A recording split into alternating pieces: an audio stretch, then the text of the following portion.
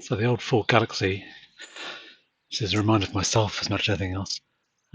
One of these number plate lights has failed, and so I need to replace it. But the trick to getting them out is dead easy to do.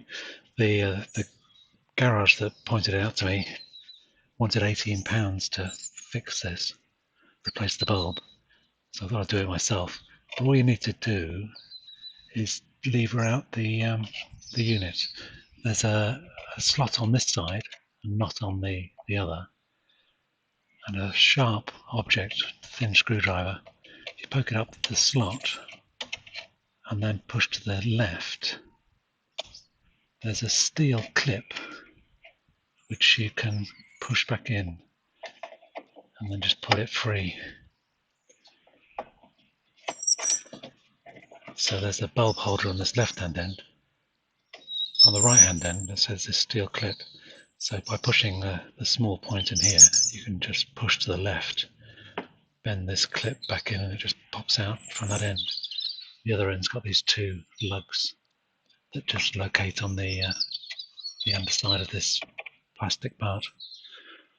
So the bulb holder is just a bayonet fitting, and then just pulls free. So I've taken out the old incandescent bulb, which is blown.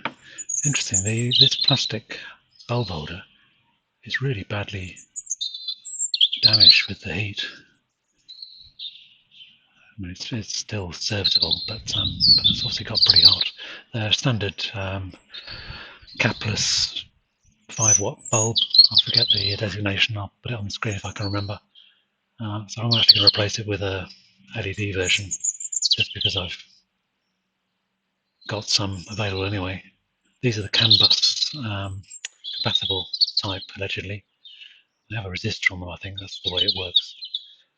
LED bulbs tend to be lower, or they draw less current, which can cause the car system to think that the bulb is blown even when it hasn't.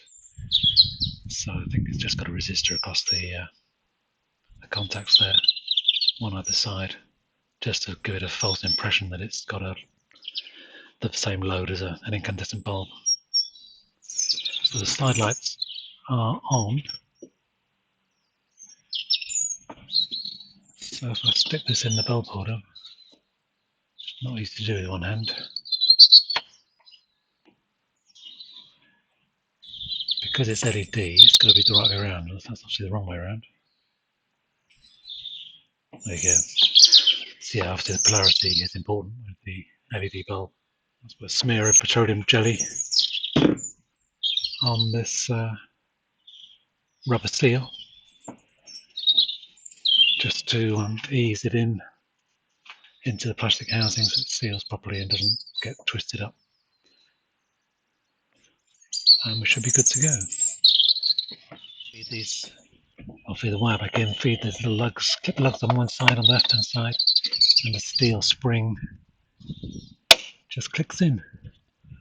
So dead easy. So yeah, all done. So it should be a 5-minute job. And that's the trick to getting them out, is to use that thin point and push the spring back from the side that's got the opening. Good, thanks for watching.